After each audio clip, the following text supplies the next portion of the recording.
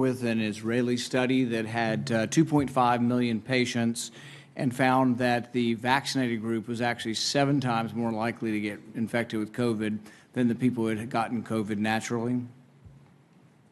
Senator, I'd have to get back to you on that one. I'm not familiar with that study. Well, you think you might want to be if you're going to travel the country insulting the millions of Americans, including NBA star Jonathan Isaac, who have had COVID, recovered, look at a study with 2.5 million people and say, well, you know what? It looks like my immunity is as good as a vaccine or not. And in a free country, maybe I ought to be able to make that decision. Instead, you've chosen to travel the country calling people like Jonathan Isaac and others, myself included, flat earthers.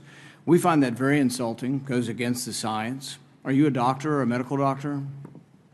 I've worked over 30 years on health policy. You're not a medical doctor. Do you have a science degree? And yet you travel the country calling people flat earthers who have had COVID, looked at studies of millions of people, and made their own personal decision that their immunity they naturally acquired is sufficient. But you presume somehow to tell over 100 million Americans who have survived COVID that we have no right to determine our own medical care. You alone are on high, and you've made these decisions, a lawyer with no scientific background, no medical degree. This is an arrogance coupled with an authoritarianism that is unseemly and un-American. You, sir, are the one ignoring the science. The vast preponderance of scientific studies, dozens and dozens, show robust, long-lasting immunity after COVID infection. Even the CDC does not recommend measles vaccine if you have measles immunity. The same was true for smallpox. But you ignore history and science to shame the flat earthers, as you call them. You should be ashamed of yourself and apologize to the American people for being dishonest about naturally acquired immunity. You want more people to choose vaccination? So do I.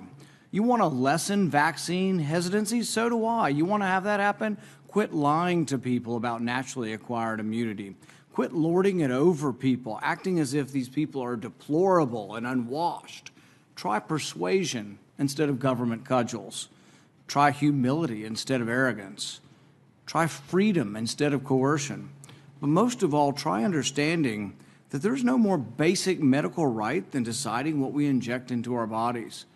Today, after hearing that millions of people in a study show without a doubt that there's a great deal of immunity from getting it naturally, do you want to apologize to the 100 million Americans who suffered through COVID, survived, have immunity, and yet you want to hold them down and vaccinate them? Do you want to apologize for calling those people flat earthers? Senator, I appreciate your question and appreciate that everyone has their opinion. We follow the facts and the science at HHS. We use the expertise of the medical professionals, the scientists at HHS to make decisions. It's a team effort, and we rely on what is on the ground showing us results.